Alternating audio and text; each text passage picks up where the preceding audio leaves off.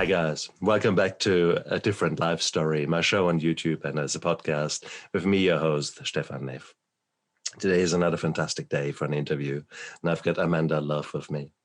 Amanda is a guest that I was really, truly looking forward to interview because we can explore a bit of a disease that makes many people so helpless and powerless and is such a burden on our society, yet so few people can actually know about this disease. And the hideous thing about it is you can't see that someone has it, but the impact it has on the sufferers is just tremendous. So Amanda, thank you so much for coming onto my show. I really, really appreciate that we can have a really good chat about your life, what you have gone through, and what so many typically women go through out there, and your solutions to some of the problems that you have encountered. So welcome to my show. Thank you so much. Absolute pleasure to have you. Amanda, what we are talking about is fibromyalgia. And fibromyalgia, I mean, it is one of these chronic conditions that typically affects women more than men. It typically is sort of middle age that sort of it turns up. So you were actually a high achiever, so to speak. You started early. Well done, you. Hey. Yeah. Tell us a bit about, let's go back to your teens and let's think about you as a young girl growing up and trying to make a mark on your life. Did you have any problems with your health then? Yeah, so when I was a teenager, I was constantly sick every 4 to 6 weeks. Antibiotics, congestion, sinus infections, and all my tests came back normal. And that was actually all the way. It was started in my childhood and everything. So I didn't know anything different. And so I didn't know what to do. And then I was always playing catch up with like schoolwork and stuff. So that was an extra stress on top of it. And so I did a personal training program out of high school, 500 hours. And I wanted to go into nutrition, but all of a sudden, after I completed that program, I turned 20 years old and I couldn't get off the couch. I would go to the gym. I started to crash and I would take 2.5 hour naps. And eventually I stopped going to the gym and I had just completed a personal training program. And so it was a lot of unknown at that time. I couldn't do anything. And then eventually in the fall of 2010, I went to the top rheumatology place in Mesa, Arizona. And they're like, you have fibromyalgia, which I was like, okay, that's a diagnosis, but what's next? What is intriguing there and what is so telling about that disease? Fibromyalgia, for many doctors and lay people, it's all about the chronic body pain. And it's a full body pain. I mean, everything bloody well hurts. Yeah. And yes, so there is that aspect to it. But what you have highlighted was the brain fog, the fatigue was that. And that is that huge other thing, that shadow that comes over your life. And that is often more incapacitating than the pain that through which some young people can push through. But it is the kind of complete what your life turns into, isn't it? How was your school performance, may I ask? How did that go with your chronic sort of recurring sickness and absences? Often there's a huge pressure on that, isn't it? I actually was held back, but I got good grades because I had to work extremely hard in my life to get those grades and stuff. But I mean, I couldn't do anything after that personal training program. I couldn't I didn't do anything for at least 2 years, I would say, maybe 3 years. And it's because you keep really with fibromyalgia, you can't focus and stuff, and you're in so much pain. You pretty much are stuck on the couch and you can't do anything. But so I think you have to have the drive to get better. That's exactly what made you outstanding as such. When you were in the rheumatology clinic, how did they go about explaining the things to you? They didn't really explain anything. They just gave me like a little pamphlet that said fibromyalgia, and that was pretty much it. And then they said, oh, you could be on Cymbalta or Lyrica. And I believe I was on Cymbalta, but I was only on it for a few days because it didn't make me feel right. It made me feel nauseous. I couldn't do it. And then the second option was the physical therapy. So that's interesting, isn't it? That's pretty much where it stops then in many places. And what you have to say is, first of all, let's go a bit back to the diagnosis. Whilst it is such a chameleon of a disease, there are still diagnostic criteria that are out there. So for those of you who have pain in many places, what your doctor will do is he will actually start pushing on muscle groups. And there are certain spots on your body, they're called trigger points. If you press on them here, there are about 18 different points. And typically you can hear it from outside the examination room. So normal sort of pressure here doesn't really do much. If I do that to a fibromyalgia patient, he will say, ah! Okay, so you come with sound effects. Okay, so and that's and if you have 11 or more of these points, so screaming ouch, then that is already part of the diagnosis. But then you have to score also in all the others. And if you look at all the other symptoms, that's the fatigue, it's the eating problems, it's all kind of things that are sort of nebulous, which you have to sort of ask a little bit harder. And before you blink, the typical fibromyalgia patient would say, yeah, now that you say that, because for you over 2 years, this has become the new norm. This has become the new kind of. How did your mood hold out with that?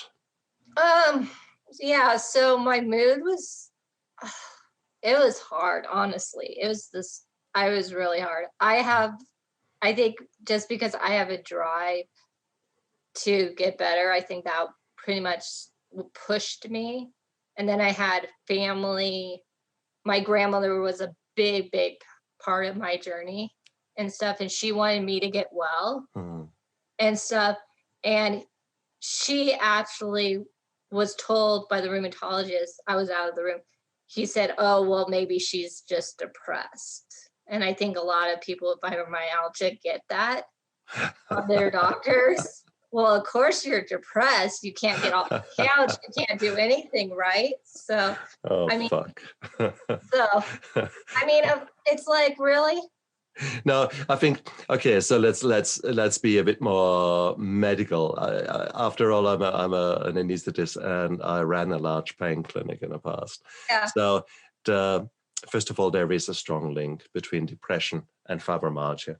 And what's the chicken, what's the egg here? It is, it is, if you are constantly in pain, then your mood is not very great, is it? Let's start with that.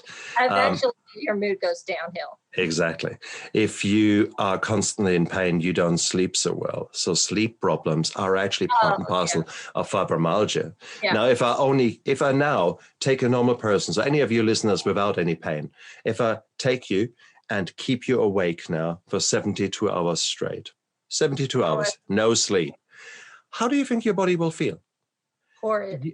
Absolutely. You have pain in muscles that you never knew you had. Okay. So here you go. You've got that weird web of sleep problems, functional problems, chronic pain, depression, and they all intermingle and weave, and it's very, very hard to take them apart. So that is a given. So, and that is the reality that many of my patients have faced, and that you are facing.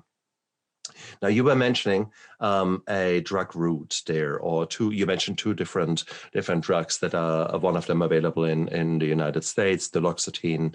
The other one, pregabalin, is a bit more wider available. So there are certain drug groups that we use in the treatment of pain that comes from pissed off nerves.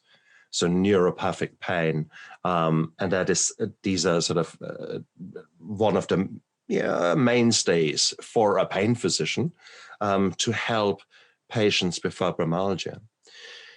In an ideal world, you would do so much more. But the problem, of course, in an ideal world, that there might not be funding for this beautiful holistic approach that you really need. Yeah. And I'm already jumping the gun here a little bit, because that's what this is all about. Well, they're cutting the funding in the US for research for fibromyalgia. They're cutting it. Mm-hmm. Great. Yeah. When you say they are cutting it, was that under Trump, or was that a politically motivated thing, or is research in general terms being cut down because of COVID and the need to put money into different parts of the healthcare system? I think it's to put money in different parts of the healthcare system. I need to do some more research on it, but no, and that's but I don't know if it's going to change with our new president. So. And I can't see it happening, because right now you are killing off scores of your countrymen and women due to the pandemic.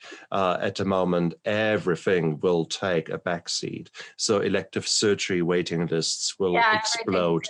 Exactly. So it is. I can't imagine what, I don't know what the US is going to be like. So. A war zone, a civil war zone. Yeah.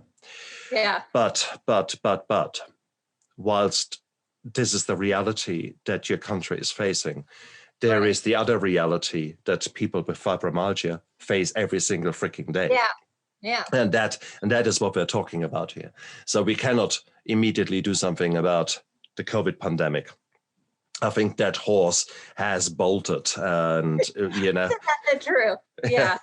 So, but what we can do is actually educate the people around us about that disease, and teach those people with the disease that there are ways out there that you probably have not appreciated or thought so much about it. So when you come to any painful conditions, what you can do is a whole spread of things. So on the one hand, you've got the completely non-interventional things. So the physiotherapy, psychology, nutrition, etc. And way over there, you've got the extremes of cutting nerves and putting nerve stimulators in, and so very interventional stuff. And in between, you've got the drugs, and you've got creams and potions and movement programs, etc., etc., etc. I did pain management. There you go. So there's a whole range of things. And the problem, of course, is now when you come to a clinic, the question is, what do they provide? So if they only have one thing, if they only have one pain physician who has very little support for reasons whatsoever, and he can only give you drugs, well, then he will only give you drugs, and he will emphasize the drugs and will work with that. And he probably knows them really well and is convinced that this is working. And that's absolutely true. Many patients do get a tremendous relief with some of these medications. For others, the side effects of these drugs, unfortunately, outweigh the benefits of it. And that is, it's a trial and error. We cannot predict how a person will respond to it. So this is basically a quick snapshot on pain medicine, what you can do, and the whole gamut of it. But the reality is that there are many patients who go to good clinics, and the clinics basically say, hey, we try the drugs don't work. Then we tried a movement. You just need 3 weeks as an inpatient in a movement program, and it's going to be all fine. And somehow we unscramble your head, and you're going to go out there and live a beautiful life.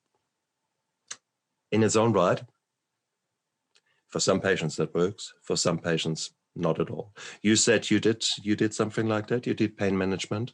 Was that an inpatient or outpatient? How did that work for you? Yeah, so it was right next to the physical therapy. And so we said to the rheumatologist, should I try it? And they said, of course, they just say sure, and did a consultation. And they said, oh, you're going to need 3 treatments. And what they do is they would draw circles on all the different trigger points. And then they would shoot like a huge needle into all of them. Oh, right. So trigger point therapy. And did they inject local anesthetic or? No, I was awake during the whole thing, but it was the most excruciating pain I've ever been in. And then the blood sugar would drop, and then you would have to have cookies, juice, because you had to get that back up. And you would feel so light. Cool. But it was the most excruciating. I would never. I mean, I only did 2 of the 3 treatments because I couldn't. I was like, I'm not. It wasn't giving me any relief.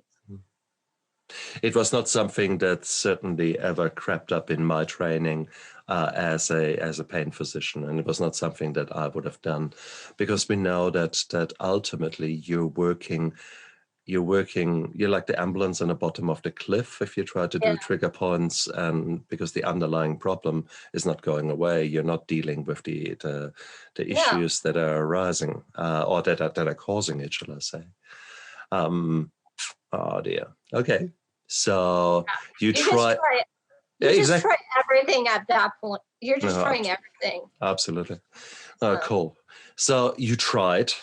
Now, you would have had some interesting flare-ups after that treatment. So you probably were lying in bed for 3 weeks after the needling and after the interventional therapy. And they said, oh, you just had to take it easy for the next 24 hours. Yeah. That's the only thing I remember. I don't know. But I just remember coming out and I was super in pain. I was crying. It was horrid. Most horrid thing I've ever done. So that was sort of the physical side of things, which you tried, and the drug side of things, and both of them didn't work. What about psychology?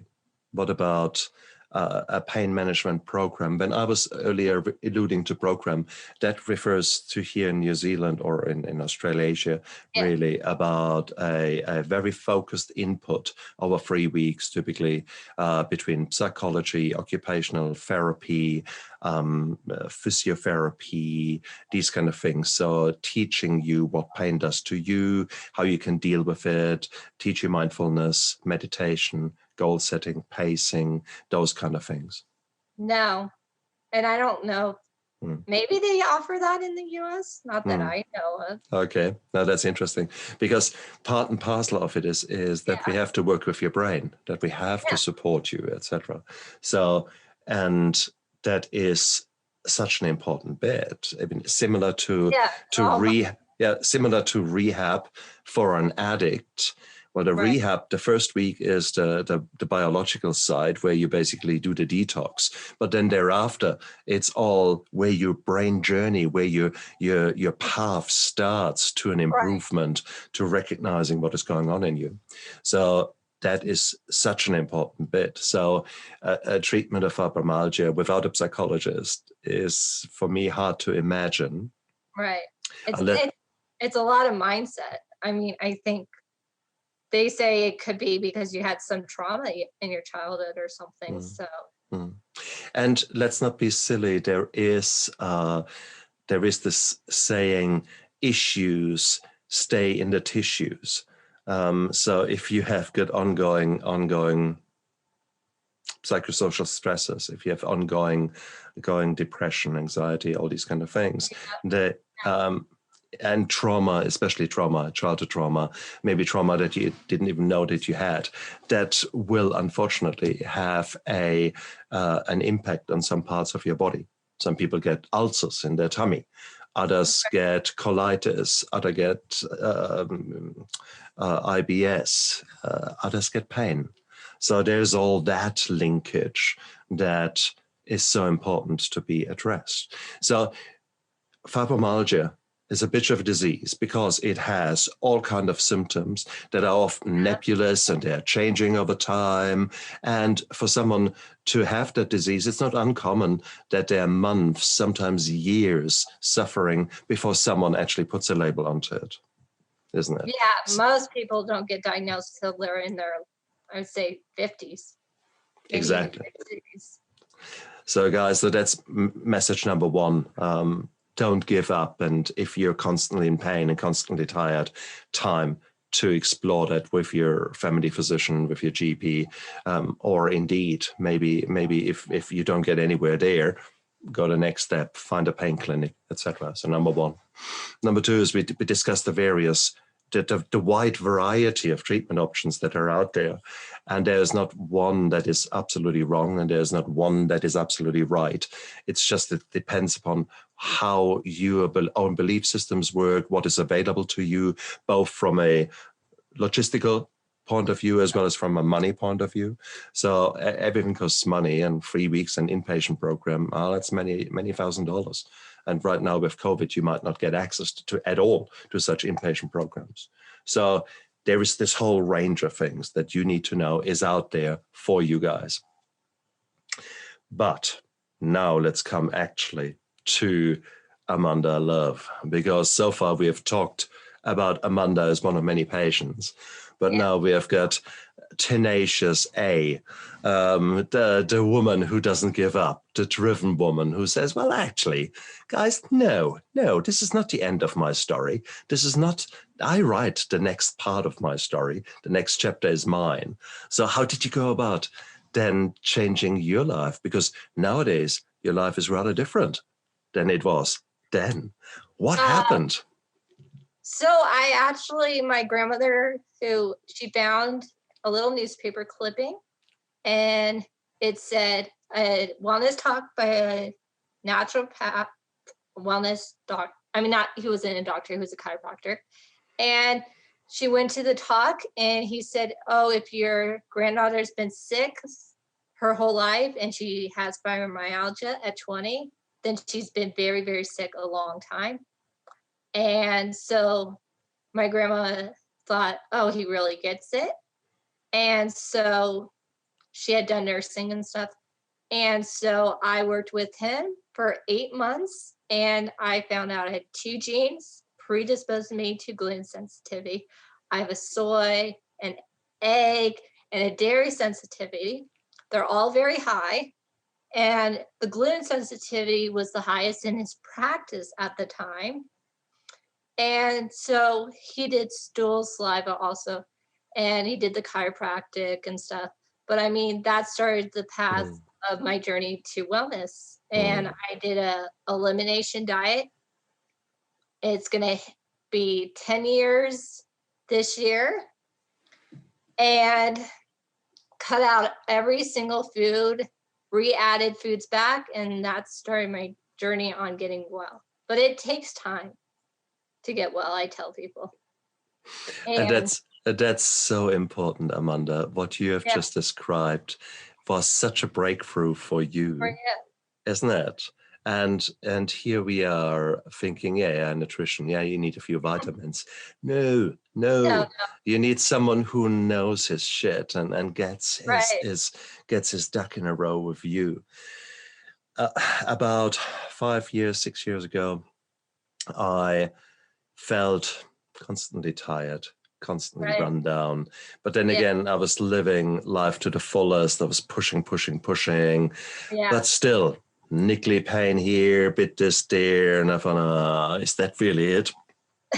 Now, for many years, I had already sent my patients to a nutritionist, Ben Boren, here in Hastings.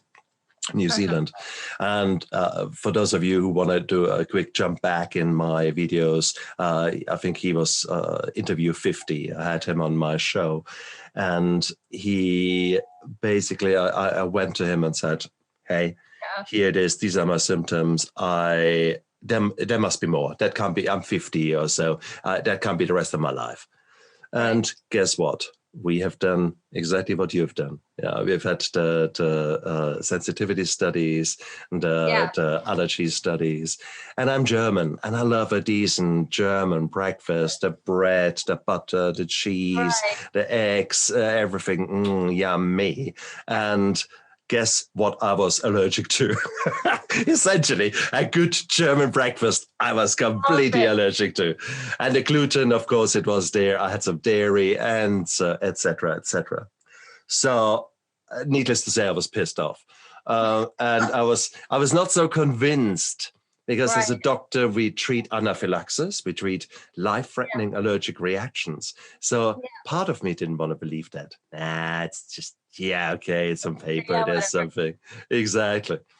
And then I did exactly what you did. And so, for me, suddenly that shoulder pain there from an old injury, well, gone.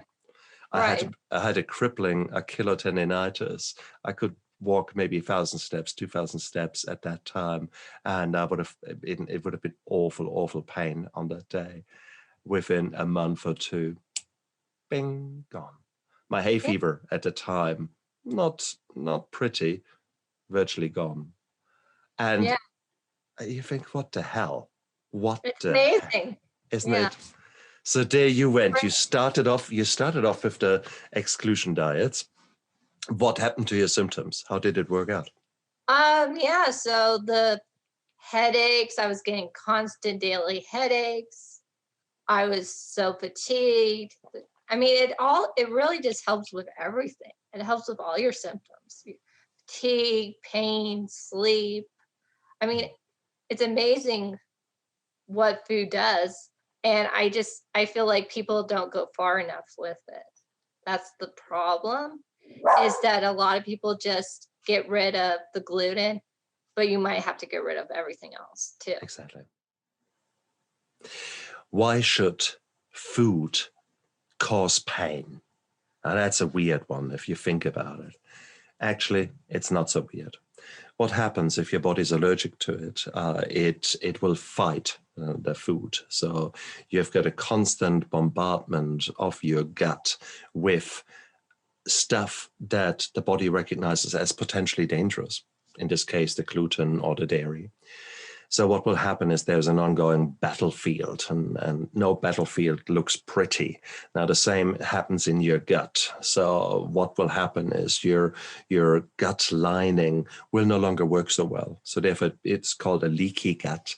And you've got all kinds of things that are now able to stream into the body. Well, and these things, these molecules, this crap is supposed to actually stay within the gut and gets pooed out. Instead, it comes into the bloodstream. And now your whole body says, what the hell? Where's all that trash coming from? Right. So the next step, what your body does, it tries to clean up. And for that, it needs lots and lots of chemical soup to send messages around. Hey, there's some crap going on down there. Where's the rubbish man? And so the white cells coming out, and these are all the defensive mechanisms that your body has. So that whole thing is called inflammation.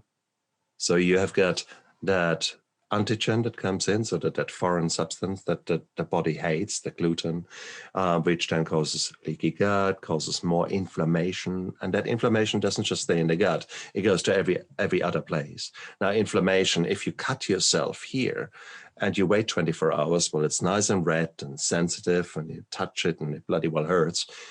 Well, guess what? Exactly that is happening throughout your whole body. And that's where all these symptoms are coming from.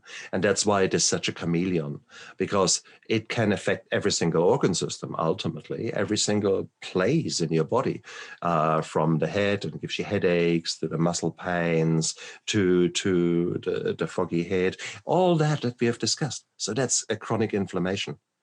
And it is therefore so important. If you were to do some baseline drugs, you will find you might still be okay-ish in your inflammatory parameters, but they will be high normal. That only means that they are not super high, that you have got some really nasty disease going on. When we say abnormal high inflammation up there, well, that means, shit, we need antibiotics or we need whatever interventions. High normal is not normal. It shouldn't be high normal. It should be bloody low, your inflammation. So CRP is one of the markers there, and that should be 0 point something. And in my case, it was 9, 10, 11, so just in a normal range, but it was constantly high, and that was exactly my problem. So here you were, so you cut out your gluten, you cut out your dairy, no more eggs. What did you eat? Typically, the first question that comes up, what are you eating? A lot of meats, fruits and vegetables, nuts and seeds and stuff. And now they have a lot of allergy-free products and stuff. But that wouldn't have been the case 10 years ago. So we see that changing. So there is actually, it gets easier, but equally after a while, you learn how to cook. You learn how to prepare food yourself. Did you become a bit of a kitchen queen? Yeah, I just stick to pretty much easy, basic, good. But I mean, even all these allergenic foods, they're so bad for you because they have so much sugar and just junk in them, honestly. So you really have to be careful. You really just have to go back to what we were eating a long time ago and stuff, and not actually go not through the aisles that have all the bad stuff. So how do you find bad stuff? It's really easy in America.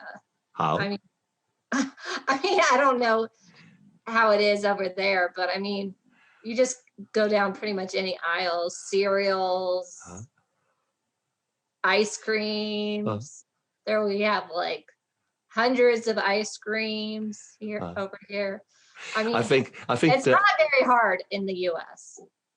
What you're saying is that you look at each product. My suggestion is if you look at something and it has a label with ingredients, then don't buy it. Right. Okay. So the simple thing is this is already processed food, because therefore you have to add all the ingredients that are in there. How about instead of buying the chips that are there with 17 different ingredients, and you actually think chips are really just potatoes and maybe dried, fried, or whatsoever. So it should be salt, chips, salt, potatoes, and oil. So how about going back to basics and make your own chips? Okay, something like that. Or how about cereal? Well, do you really need that cereal with about 18 E numbers and everything like that? Or how about not having a cereal, and certainly not having one that has gluten in there, but actually get some oats, literally. Yeah. Learn how to make yourself some porridge and use that in the morning. Takes about 2 minutes and 20 in the microwave for a decent portion. Or you can do it in a pot, and you've got a bit of mindfulness going on there. And suddenly no E number was harmed. No chemical was harmed in the making of this food. How cool is that? Yeah, and add some fruit or add some. Exactly. And that is something that I had to train myself. So it is all a lot about habit and about actually you putting time in and effort in to learn about those kind of things. Yeah, you really have to learn how to cook, honestly. I mean, and then we all want the easy way and stuff here. And I mean, there's like fast food places all over in the US. And so. And then again, eat horrible in the US. Honestly, no wonder we're so overweight. Agreed. But then, so guys, if you're heading for a fast food place, what could be fast foods that are actually healthy?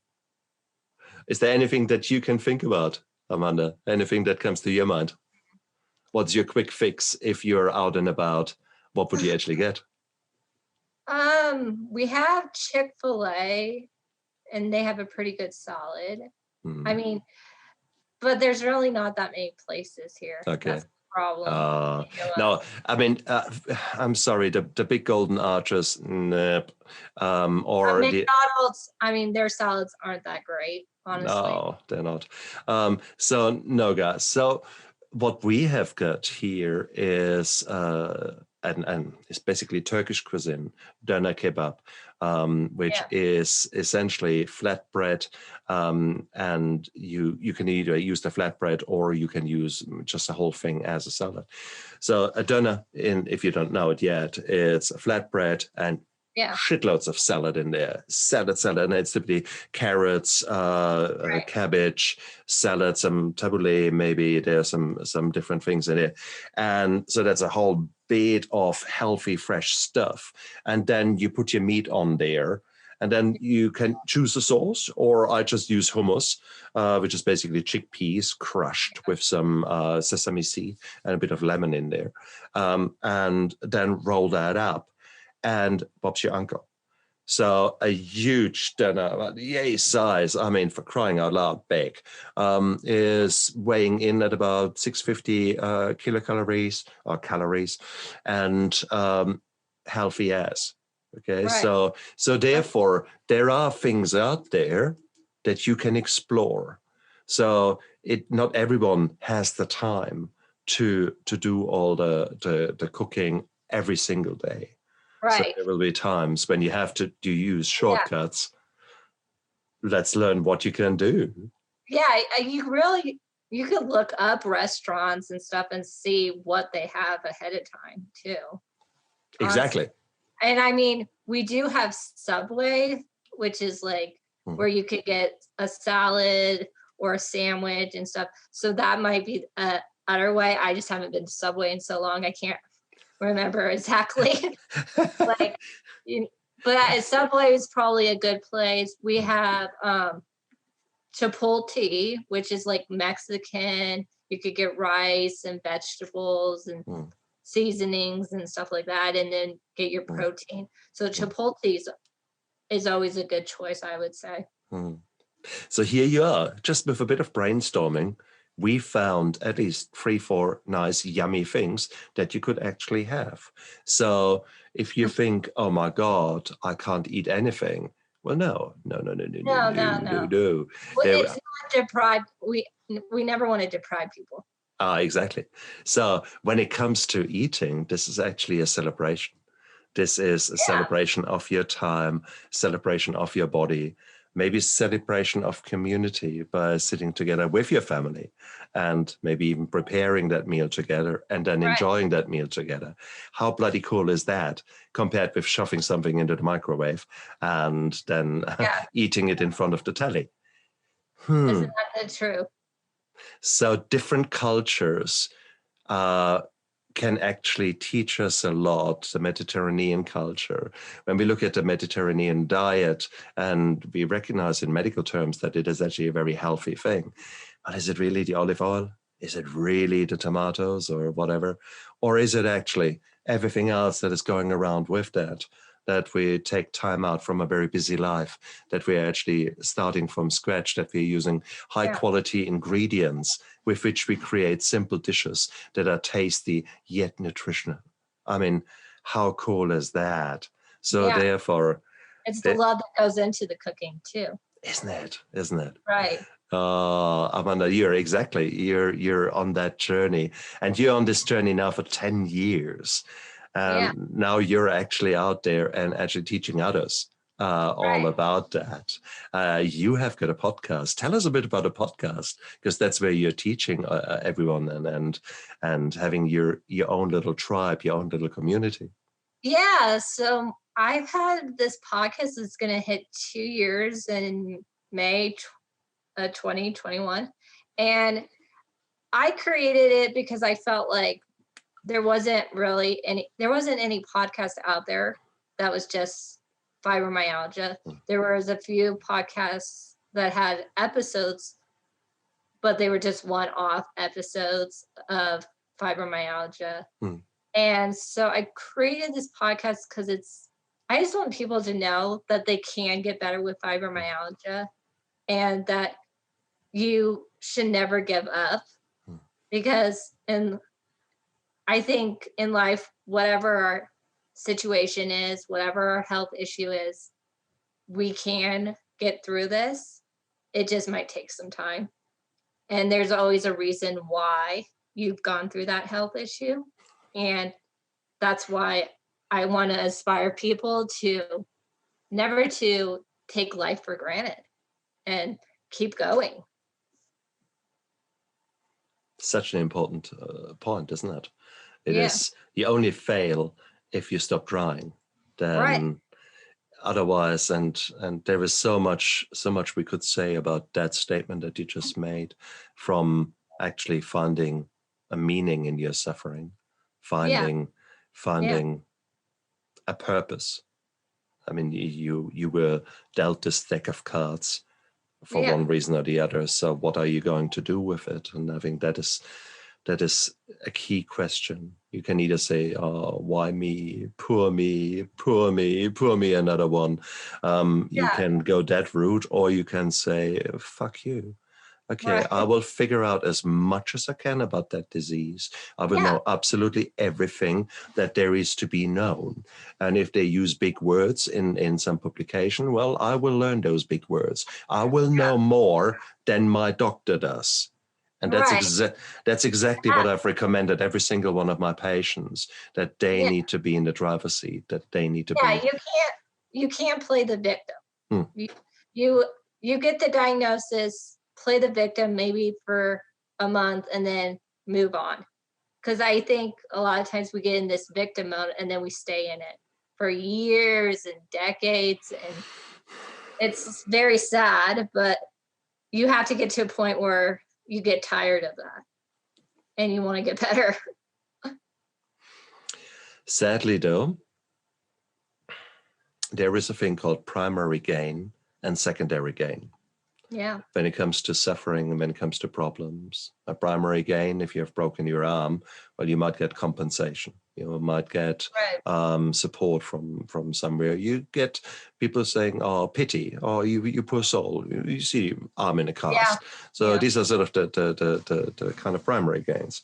Secondary gains are those gains where, maybe, create an example, a middle-aged woman has been together with her husband for a long time. Their lives have gone different ways. Their marriage is on the rocks. Suddenly she has got those symptoms, those problems. And I certainly have seen aspects of personalities where people actually then enjoyed being the victim, where suddenly they got the attention, where suddenly they got these kind of things. And I guess, and that sounds negative, but unfortunately our mind and our emotions are quite complex, and lives are complex. So I think there are these kind of things, that these kind of coping mechanisms and ways to think about it that might not be so productive. So I think that's so important that we don't forget the psychology, and that we don't forget actually to really tease apart the mess of our life, that mayhem that has been the bullying at school, the childhood trauma, the PTSD, the maybe sexual assault, the depression, the anxiety, all these kind of things. They are there. Plus now you have got your fibromyalgia. Plus now you have got gluten sensitivity and all these kind of things. So this is not an easy fix, is it? And that's, Amanda, you pointed to it. And what are you recommending people who sort of come new into that diagnosis? What messages would you tell them? What are your key messages that you would know the world to listen to?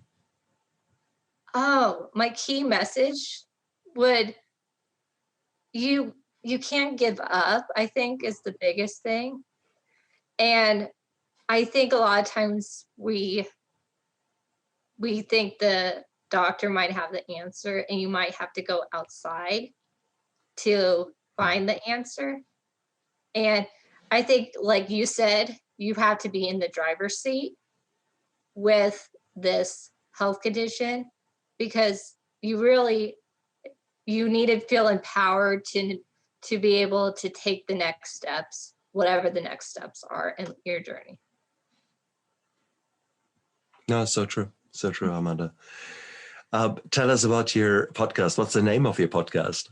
So my podcast is Fibromyalgia Real Solutions with Amanda Love. Uh-huh. And it's right now it's at 47 episodes, and I'm releasing one new episode every week for every Sunday for this whole year. So beautiful. And it's on a variety of topics, and I'm having some guest experts, and so it's just a fun thing. Beautiful. Do you have any groups as such that you mentor or support in the sense of a Facebook group or a forum of sorts? I did have a Facebook group, but I decided not to do it anymore, just because I think with fibromyalgia, everybody gets in these fibro groups, and then they just complain, and play the victim. And exactly. And That's the pitfall, isn't it? That's the pitfall of, I feel like, Facebook and Facebook groups, and they get into like whatever 10, 15 different fibro groups. And if I'm the only one who's trying to be positive, changing the mindset type of thing, it sort of falls on deaf ears. So the better way is just for me to have, I like better, for me personally, one-on-one conversations through like Facebook or Instagram and stuff. Cut through all the noise and stuff. So if people want to get hold of you, tell us your social media handles. You're happy to be contacted via Facebook? Yeah, Facebook is Amanda Elise Love, and Instagram is the same. And then my website's also Amanda Elise Love. And you could download my free sleep guide for those with fibromyalgia, and that's right on my homepage. So that would be a perfect step. Perfect. Oh, what a wonderful thing. And guys, down there, just look into the description of the video and of the podcast. That's where we've got Amanda's information to make it easy for you. Amanda, it is such a huge topic, and we could talk for hours and hours and hours about it. But I was so keen to have you on board because I wanted to touch upon fibromyalgia, raise awareness about the disease, about the silent suffering of so many typically women out there. And I want to showcase you, because here you are living a life. I mean, how much is fibromyalgia still playing a role for you? I mean, if I was to examine you now and push on the trigger points, are they still there? No. Fantastic. But I wouldn't say, I mean, I still have a little health issues, but somebody said to me the other day, they said, oh, if you could rate like your life from what it was back then. And I said, it probably was a -0. I mean, really? And then now I would say it's probably an 8. So, I mean, that's what it comes down to, is you want to get back to having a life again. And I can have a life and do everything I want to do. So beautiful. So beautiful. And how many fibromyalgia sufferers can say that? Oh, my quality of life, 8 out of 10. Yeah. No, exactly. Right. So what Amanda did is clearly something that is worthwhile investigating, isn't it? So guys out there, come on, don't take no for an answer. Don't just lay down and give up. That's not the way it goes. You want to live this life? Go in the driver's seat, become active, research, and change your diet. One leaf of green vegetable at a time. Hey, it's just don't cut off everything from absolutely now. One complete change in absolutely everything I'm doing. No, but make little decisions, and every food you're taking, you could make a decision, but go out there, maybe find a health practitioner that can guide you through immunology, through allergy testing, food allergy testing. And it is a journey that is amazing.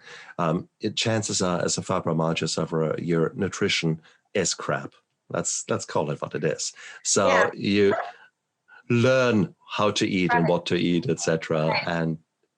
And if you don't know what to do, well, if you get stuck, then there are people like Amanda out there who are having a podcast. So head over to Amanda's podcast, download all of them, and then listen to them at your earliest convenience.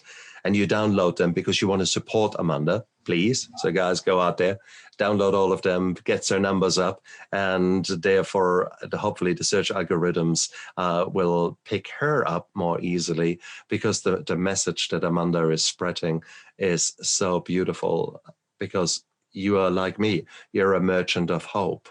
You are, don't give up, isn't it? Cool.